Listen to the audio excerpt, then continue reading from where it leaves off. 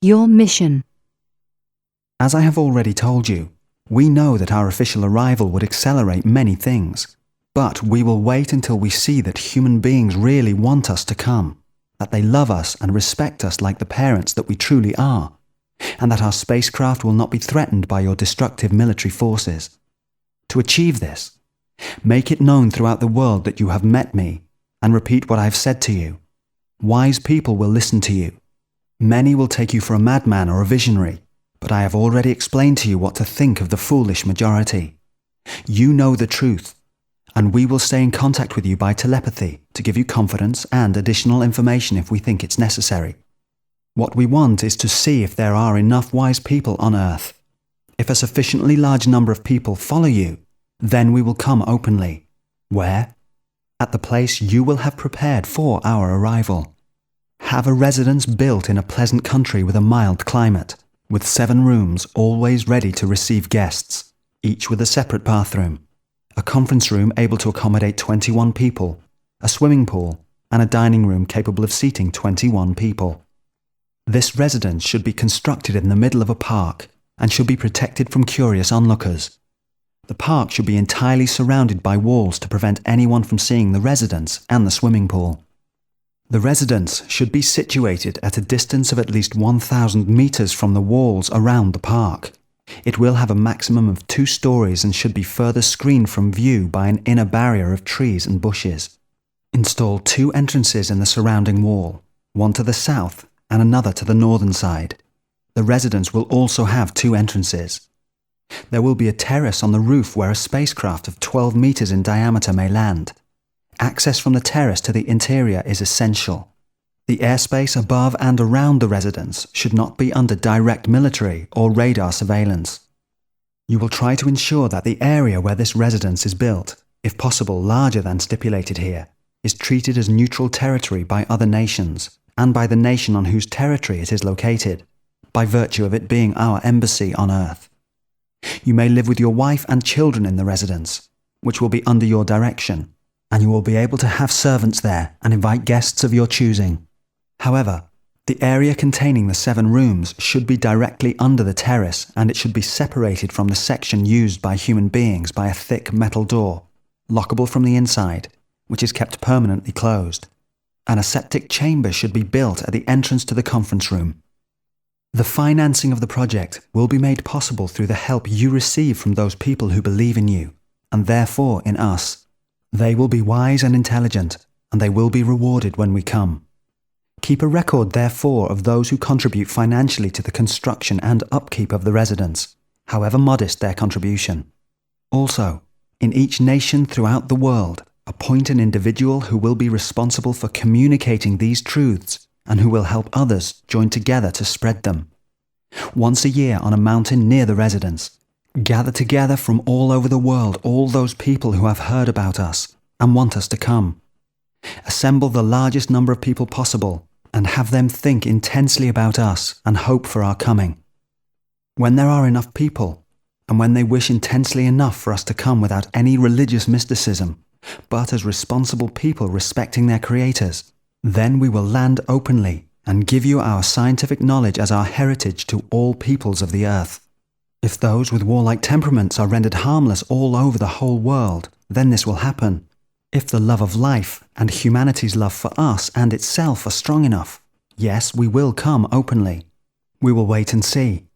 But if human beings remain aggressive and continue to progress in a manner which is dangerous for other worlds, then we will destroy this civilization and its repositories of scientific wealth, and there will be another Sodom and Gomorrah, until such time as humanity becomes morally worthy of its level of scientific understanding. The future of humanity is in its own hands, and the truth is in yours.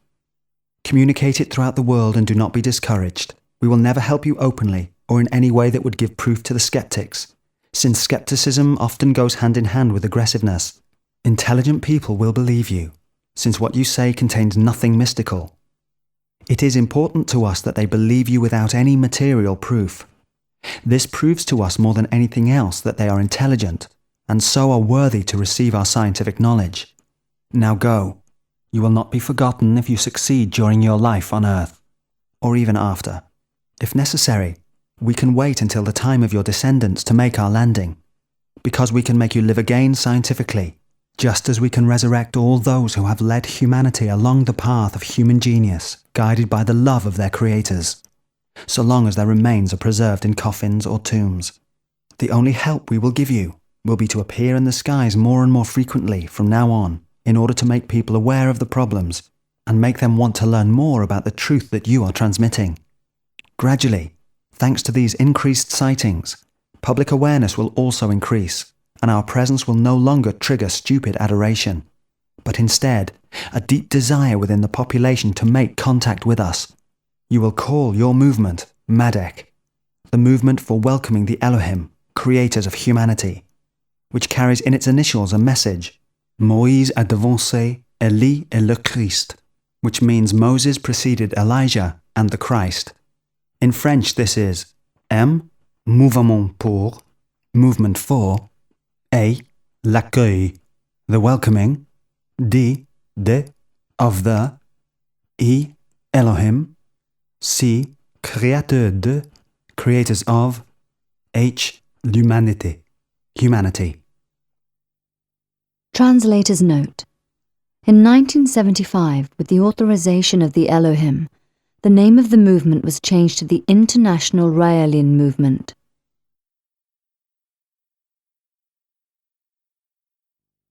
Chapter 7. The Elohim. Nuclear Weapons. Before we leave each other for the last time, he said, do you have any questions to ask me? You have interpreted the vision of Ezekiel as people equipped with spacesuits, I replied. And you told me that the atmosphere of your planet was not the same as that on Earth. So why aren't you wearing a pressurized suit now? Because we too have progressed scientifically, and now we can do without them. My face seems to be in the open air, but really it is protected by an invisible shield composed of repellent rays, inside which I breathe different air from you. These rays let waves pass through, but not air molecules. It's a bit like the way you prevent fuel deposits escaping from certain ports in your technology by using emissions of bubbles. Are nuclear weapons a danger for humanity? Yes, a great danger. But if humanity does not become wise and peaceful, the existence of your nuclear weapons will mean that if the need arises, we will not have much to do in bringing about the destruction of your civilization. Perhaps you might even destroy yourselves. If you do not, however, and if you become a threat to us, we will only have to destroy your stocks of bombs without sending offensive weapons against you. We could do this by rays, or even by telepathy, acting in such a way that in effect one of the great powers would become the aggressor, and this would automatically release a fatal retaliation. If people do not want to be exposed to that danger any longer, all they have to do is take nuclear weapons away from the military. Such nuclear power used with care could enable countries which lack energy to make great strides forward. You urgently need to stop nuclear weapons testing, because you know nothing of the risks to which you are exposing yourselves. However, if humanity continues to play with nuclear weapons, it will simplify our task if we have to reduce you to silence. Do you have any women on your planet? Yes. It is mentioned in the Bible, and I made you note the appropriate quotation. And children also. Yes, we can have children exactly like you. Overpopulation. You told me you were immortal in some way. How do you prevent overpopulation? This problem is in fact making itself evident very rapidly on Earth. To resolve it, and you should resolve it immediately because you are already sufficiently numerous, you must develop contraception and pass strict laws authorizing women to have no more than 2 children. If 2 equals 2, the population will arrive at a point where it no longer increases.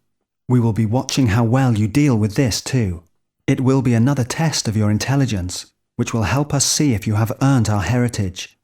This solution I offer is for humanity now, where people only live for 75 years on average. For us, the problem is very different. We are not eternal, but we are able to live 10 times longer than you, thanks to a small surgical adjustment, which in effect is the biblical tree of life. We have children, and we observe the rules which I've just explained. 2 parents, 2 children.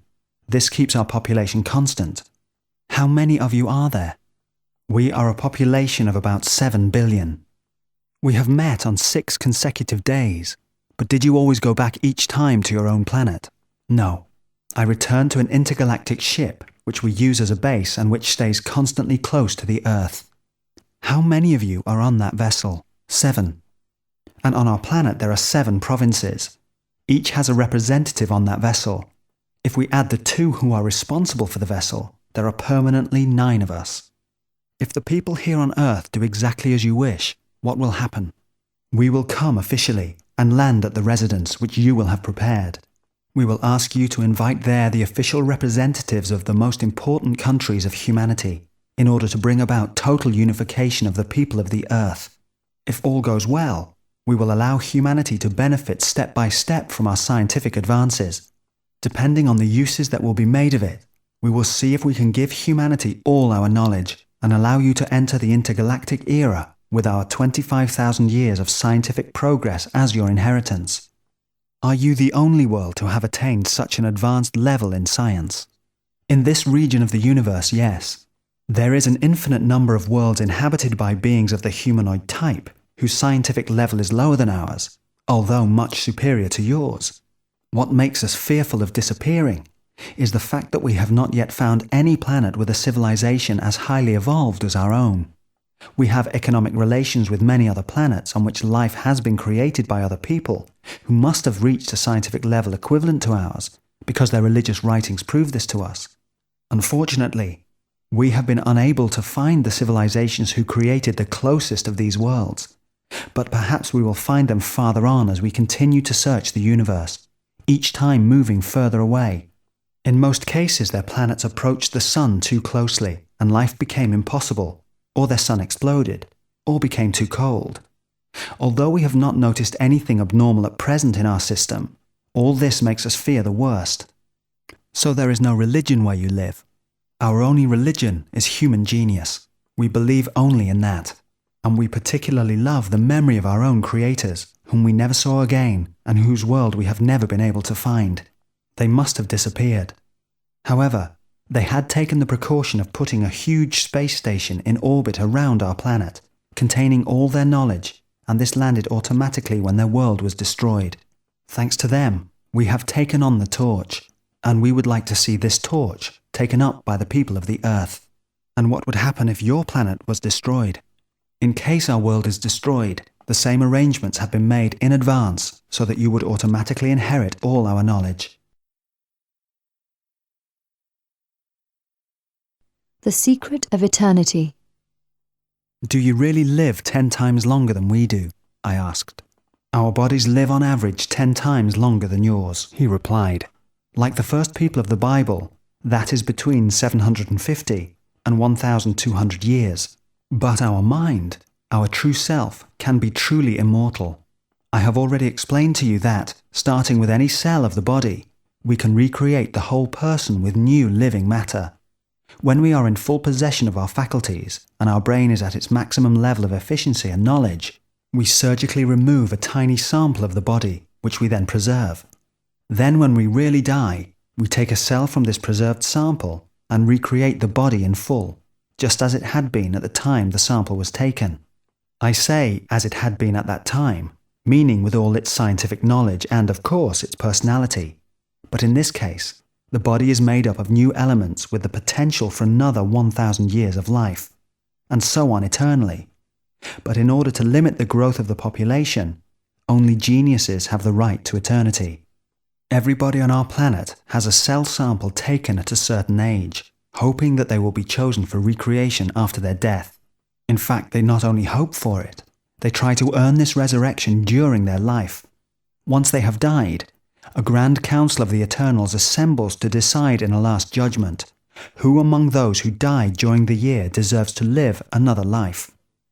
For a period of 3 lifetimes, the Eternal is on probation, and at the end of this time, the Council of the Eternals reconvenes to judge who, in the light of their work, deserves to join the Council of the Eternals as a perpetual member. From the moment that they wish to live again, they no longer have the right to have children. Although this does not of course prevent love, this explains why the scientists who are members of the Council of the Eternals wish to create life on other planets, They transferred their procreative instincts onto other planets. What do you call yourselves? If you wish to give us a name, even though we call ourselves men and women in our language, you may call us Elohim, since we did indeed come from the sky. What language do you speak on your planet? Our official language closely resembles ancient Hebrew. Each day we have talked here. Weren't you afraid other people might have surprised us? An automatic system would have warned me immediately if people had approached within a dangerous radius, by air or by land. What is your lifestyle and work where you live? Most of our work is intellectual, as our level of scientific development allows us to use robots for everything. We work only when we feel the inclination, and then only with our brain.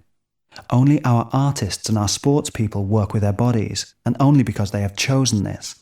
Our highly developed nuclear energy is almost inexhaustible, mainly because we have discovered a way to use the atom in a closed circuit. We also have many other sources of energy, including solar energy, and we do not necessarily use uranium in our nuclear reactors, employing instead many other simple and harmless materials. But if you live so long and do not work, do you not get bored? No, never, because we always do things we enjoy doing, especially making love. We find our women very beautiful, and we make the most of this. Does marriage exist? No. Men and women are both free. Couples exist. Those who have chosen to live as such may do so, but they may have their freedom whenever they wish. We all love one another. Jealousy does not exist. Since everyone can have everything, and property is non-existent, there is no criminality where we live, thus no prisons and no police. However, there are many doctors and regular medical visits for the mind. Those who show the slightest sign of psychological imbalance that could threaten the life or liberty of others are immediately given treatment in order to bring them back to normal. Can you describe the day of an average individual where you live? In the morning they would get up and bathe, since there are swimming pools everywhere, have breakfast and then do whatever they feel like doing. Everybody works, but only because they feel like working, as there is no money where we live. Thus those who work always do it well, since it is by vocation. Only the Eternals have specific tasks. For example, supervising the electronic brains and computers used for dealing with vital functions such as energy, food and organization. Of the 7 billion inhabitants, there are only 700 Eternals, and they live entirely apart from the others. They have the privilege of being eternal, but with this goes the duty of doing everything for the others who are not obliged to work. To these 700 Eternals, we must add 210 probationers, about 70 each year, that is to say 10 from each province. Of the 7 billion inhabitants, there are only about 40 million children. It is only when they become of age, between 18 and 21 years, depending on the individual, that the children undergo the operation which gives them a lifespan of more than 750 years. From then on, they too may have children. This enables the oldest of our non-eternal inhabitants to know their descendants for up to 50 generations. Out of 7 billion inhabitants, there are only about 1 million inactive people, and almost all of them are under treatment for psychological disorders. Our doctors treat them for a period of 6 months. Most people are interested in arts, and they paint, sculpt, play music, write, produce films and participate in sports. We have a leisure civilization in the full sense of the word. Our cities have an average population of about 500,000 people, spread over a very small area. A city is in fact a huge house situated in a high place, inside which people can sleep, love and do whatever they please. These city houses are about 1 kilometre in length and height, and are traversed in all directions by waves used by everyone for travelling. You tie on a belt, and then place yourself in a wave current which transports you very rapidly to wherever you wish to go. The cities are tube-like in shape, so that they do not eat up the countryside as they do where you live. Indeed, one of your cities, with say a population of about 500,000, covers a surface area 20 times greater than ours. The result is that when you want to go into the country, you have to travel for many hours, whereas in our case, we are there in only 10 seconds. The same architect conceives an entire city so that it will be pleasing to the eye and will harmonize perfectly with the scenery surrounding it. But don't the people who have nothing to do get bored? No, because we provide them with numerous activities. The individual's true value is recognized, and everyone wants to show that they have worth. Whether it be in art, in science or in sport, each person wants to shine in order to become eternal, or simply to be admired by the community or by a woman. Some people like to take risks, and to deprive them of the risk of dying would take away their joy of living, and that is why dangerous sports are very popular. We can bring back to life any injured person, but those who practice these sports may do so only if they state in writing that they agree not to be taken care of if they die during their sporting activities. We have a kind of atomic automobile race that would fascinate you, and more violent activities like boxing, and even more violent than that, a kind of rugby game which is played in the nude, and where everything is permitted, boxing, wrestling, and so on. All this may seem barbaric to you, but do not forget that all extremes must be balanced to avoid breakdowns. An extremely sophisticated civilization must have primitive counterbalances. If our people did not have their idols in their favourite sport, they would have only one wish left: to die. The life of another individual must be respected, but their wish to die, or to play with death, must also be respected and be permitted within well-structured and well-defined specialties. Where we live, contests are held each year in all branches of the various activities, one of which is a worldwide contest permitting us to decide on the best individuals who deserve eternal life. Everyone lives only for that. Each year, whether it be painting, literature, biology, medicine, or in any other specialty where the human brain can express itself, a competition takes place in every province. After a vote from the Eternals of that province, champions are regrouped in the capital to submit themselves to the vote of a jury of Eternals who designate those who become champions among champions. These people are then presented to the Council of Eternals, who finally choose those who are worthy of becoming eternal probationers. This is the goal, and everybody's ideal. Distractions may well take on a primitive aspect when the supreme goal is so high. Does this mean that the Eternals have a totally different way of life from the other inhabitants? Oh yes, they live apart in cities reserved for them, and meet regularly to make decisions. How old are the oldest ones? The oldest, the President of the Council of the Eternals, is 25,000 years old, and you see him before you now. I have lived in 25 bodies up to this day, and I was the first one on whom this experiment was successfully carried out. That is why I am the President of the Eternals. I myself directed the creation of life on Earth. Then your knowledge must be immeasurable. Yes, I have accumulated quite a lot of knowledge, and I will not be able to gain much more. It is in this way that the people on Earth may be superior to us, because the capacity of that part of the brain which accumulates information, the memory, is larger. Human beings on Earth will be able to accumulate more knowledge than us, and therefore will advance further scientifically if they have the means. This is what frightens those who oppose the Council of Eternals. People on Earth will be able to progress faster than us if nothing stops them. Chemical education. The knowledge that students need to accumulate must be enormous and must take a very long time. No. Thanks to an important scientific discovery, which in fact your scientists on Earth are beginning to consider, we can teach a student his lessons surgically. Your scientists have just discovered that if you inject the liquid from the memory of an educated rat into the brain of an uneducated rat, it will learn what the other knew. We can transmit information by the injection of brain memory matter. Thus our children have almost no work to do. They regularly undergo injections of brain matter taken from people possessing the information necessary for instruction.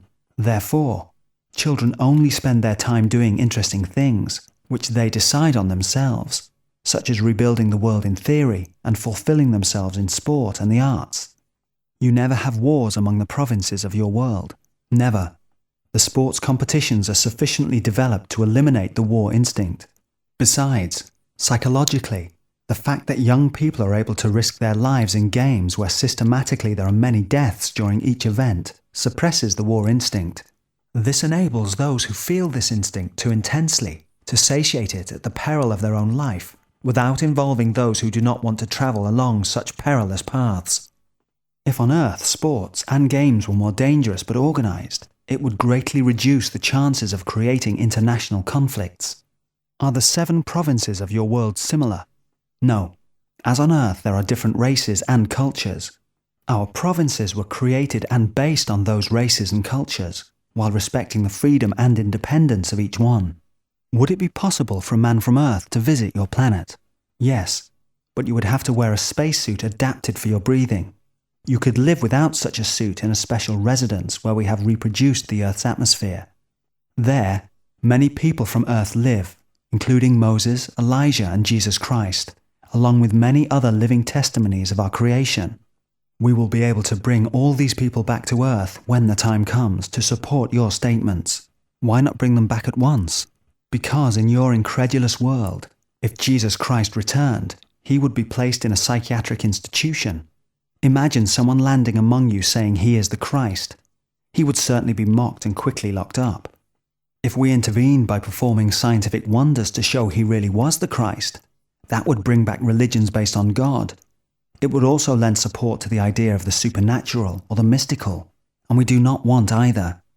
Having said that, the small man saluted me for the last time and told me that he would return only when all that he had asked of me was accomplished. Then he climbed back aboard his machine, and it took off and disappeared just as it had on other mornings.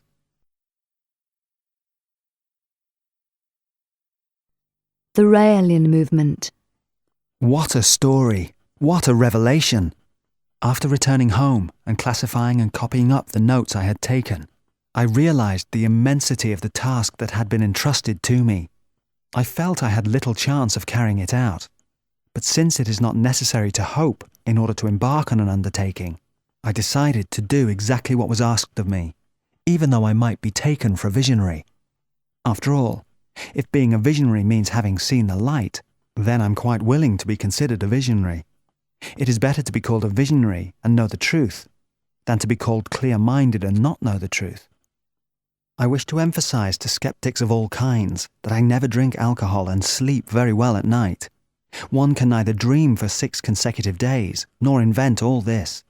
To you who refuse to believe me, I say, watch the sky, and you will see more and more sightings that neither our scientists nor the military will be able to explain, except by foolish babblings aimed at saving reputations which they believe they would lose if the truth did not originate from someone in their closed circle.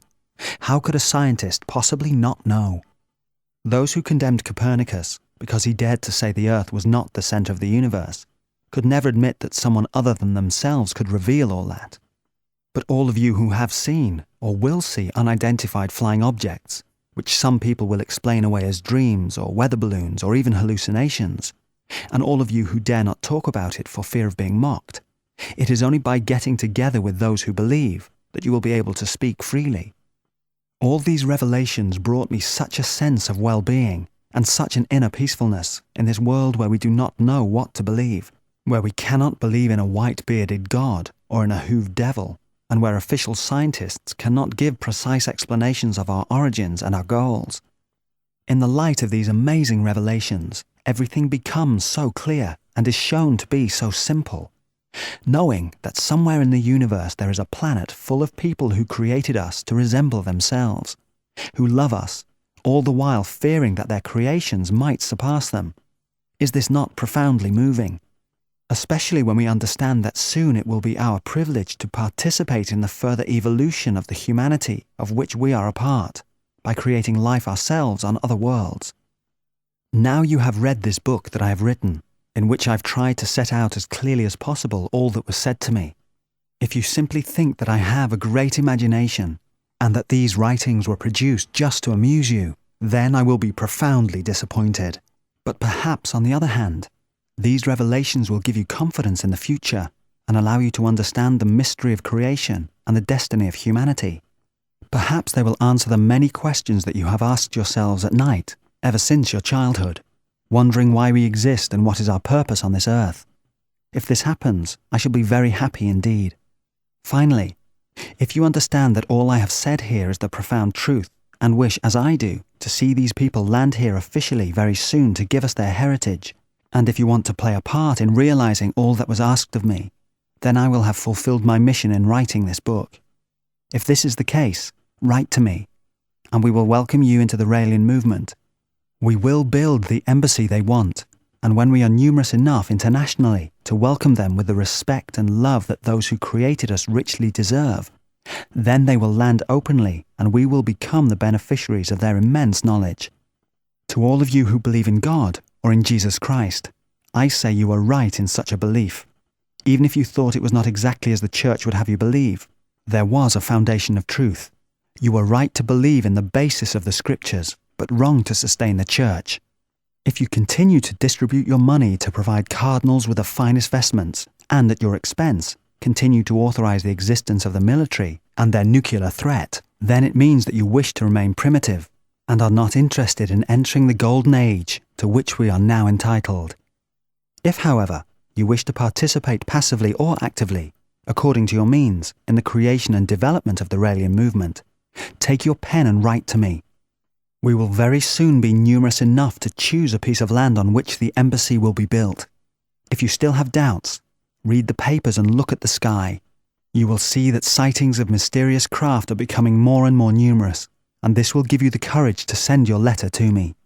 Addressed to Rael, care of International Raelian Movement, CP 225, CH 1211, Geneva 8, Switzerland.